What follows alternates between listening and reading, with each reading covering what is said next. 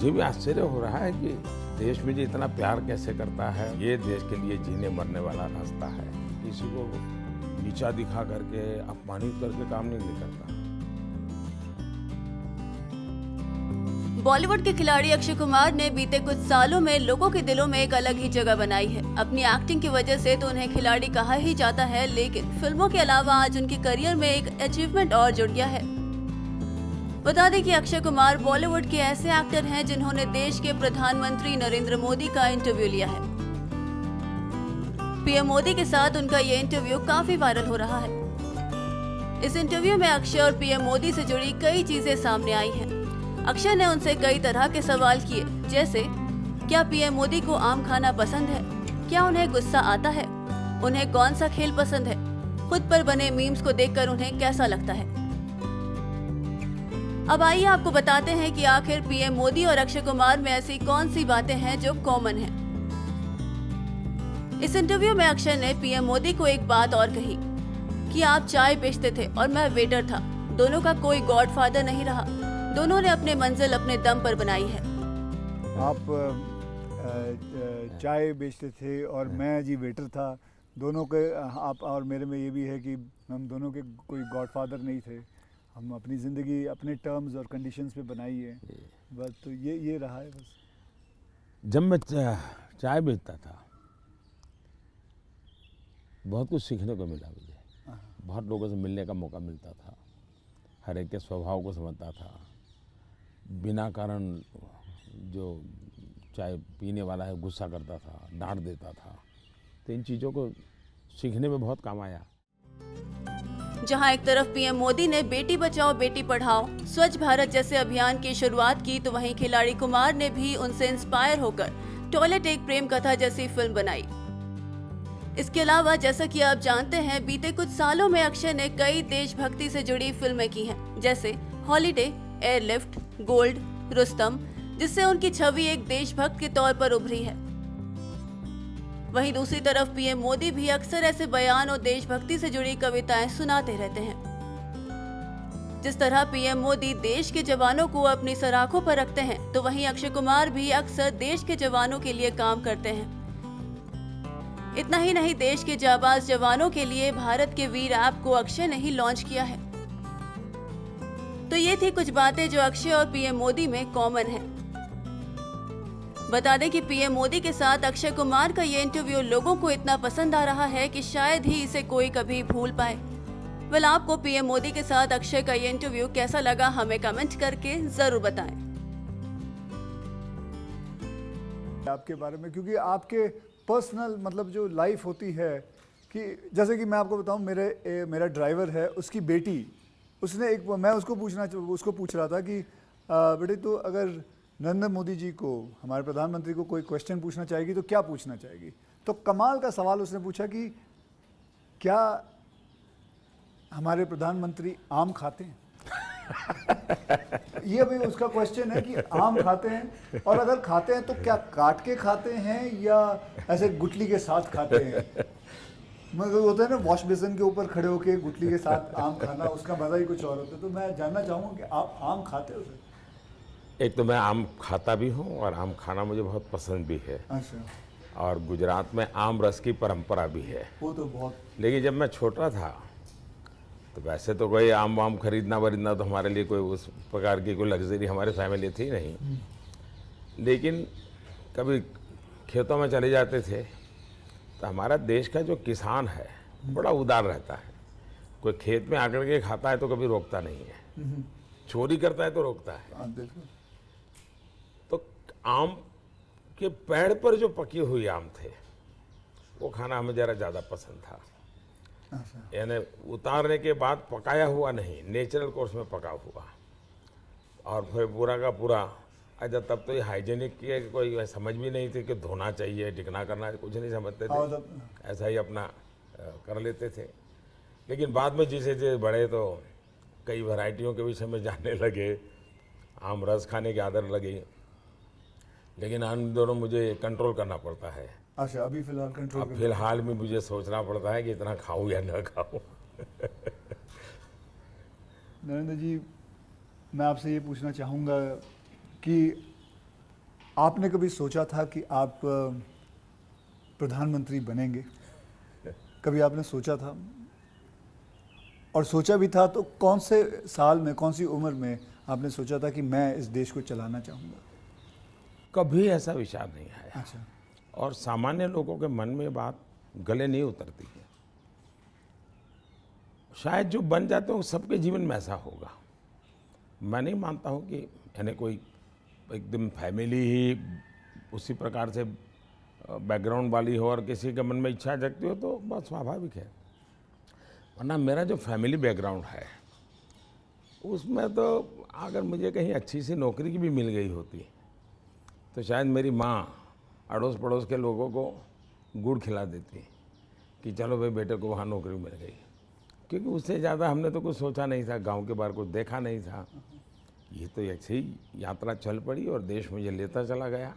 तो अपने आप ही बनते चले गए, सब कुछ जिम्मेवारी आती गई। बहुत ही मतलब नेचुरली रहा है इसमें। वैसे मुझे मेरी दृष्टि से, मेरे व्यक्तिगत जीवन की दृष्टि से अननेचुरल लग रहा है, ओके।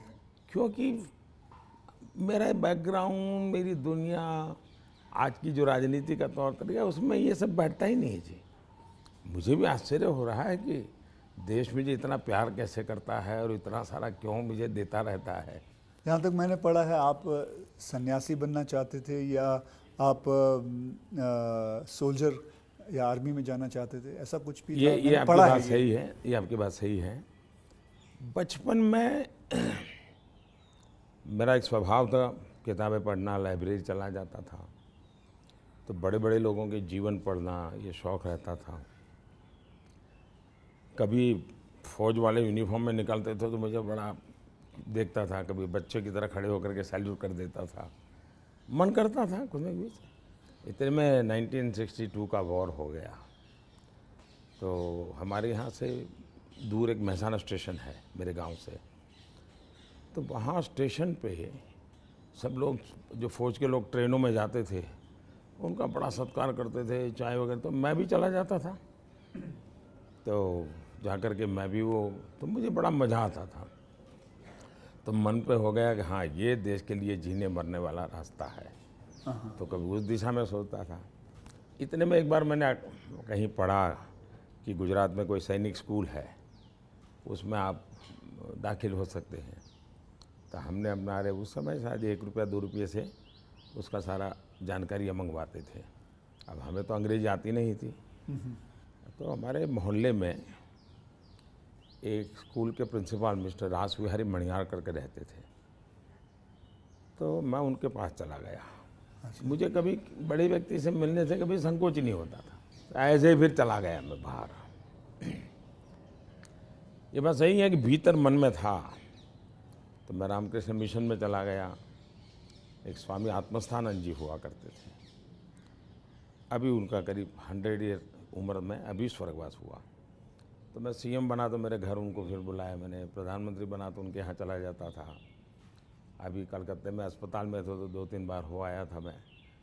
तो वो बड़ा बहुत मुझे प्यार करते थे, समझाते थे ज़िंदगी क्या है, टिकना क्या है। रामकृष्ण मिशन आश्रम में कुछ समय रखते थे मुझे। विवेकानंद जी जिस कमरे में रहते थे उसमें मुझे घंटों तक बैठने के लिए मौका देते थे। तो ये सारे नए नए अनुभव होने लगे। फिर हिमालय की दुनिया में चल पड़ा, बहुत कुछ भटका, बहुत कुछ घुमा, दुनिया देखी, और ये सब 18-20 साल 22 साल की उम्र में ही करता रहा मैं। लेकिन कुछ कन्फ्यूज़न भी था, कुछ इरादे भी थे, कोई गाइडेंस भी नहीं मिल रहा था, लेकिन मन में सवाल खुद पैदा करता था, जवाब खुद ढूंढता रहता था। ऐसे भटकता भटकता भटकता यहाँ पहुँच गया। तो आपकी लाइफ को मैं अभी आपकी बात मैं सुन रहा हूँ, तो मुझे लगता है अगर आप प्रधानमंत्री नहीं होते तो जिस हिसाब से आप बता रहे हो तो सन्यासी ज़्यादा लगते थे, मतलब सन्यासी बन जाते थे अगर आप। वैसे मैं क्या बनता ये कहना अभी कठिन लग रहा है, क्योंकि जो सोचा नहीं वो बन गया।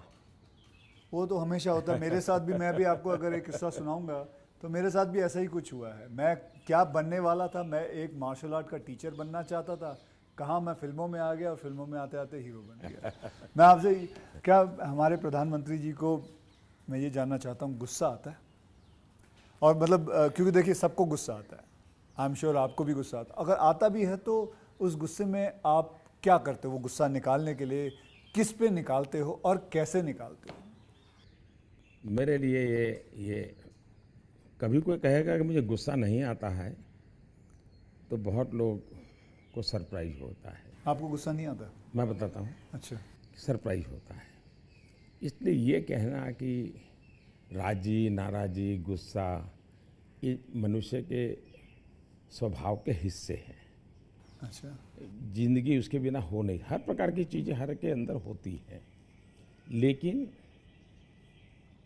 जो मेरा 18-22 साल की ज़िंदगी का जो एक बड़ा तबका था, वहाँ जो मेरी ट्रेनिंग हुई उसमें ऐसी बातें थी जिन लोगों से सीखता था कि आपके जीवन में स्वभाव में ईश्वर ने सब दिया है। अब आपको तय करना है कि जो अच्छी चीज़ है उसको बल देते हुए कैसे बढ़ना। तो फिर ये चीज़ें हैं जो नेगेटिविटी लाती है वो रुकती है। मैं कह सकता हूँ कि मैं इतने लंबे समय तक मुख्यमंत्री रहा, इतने समय तक प्रधानमंत्री रहा, लेकिन चपरासी से लेकर के प्रिंसिपल सेक्रेटरी तक मुझे कभी गुस्सा व्यक्त करने का अवसर नहीं आया, कभी नहीं आया। लेकिन मैं आपको बताऊं, बाहर जो आपकी छवि है वो एक बहुत ही स्ट्रिक्ट एडमिनिस्ट्रेटर के नाम पे है। स्ट्रिक अलग चीज़ है। हाँ।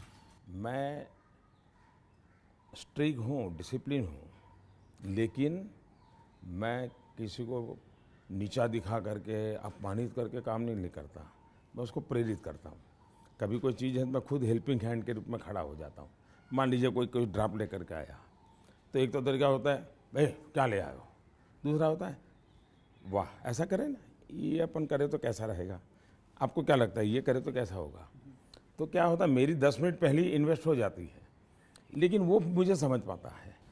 तो अगली बार जब वो आता है तो मुझे मेरा समय ही नहीं जाता, वो मेरी कल्पना के अनुसार चीज़ लेकर के आ जाता है।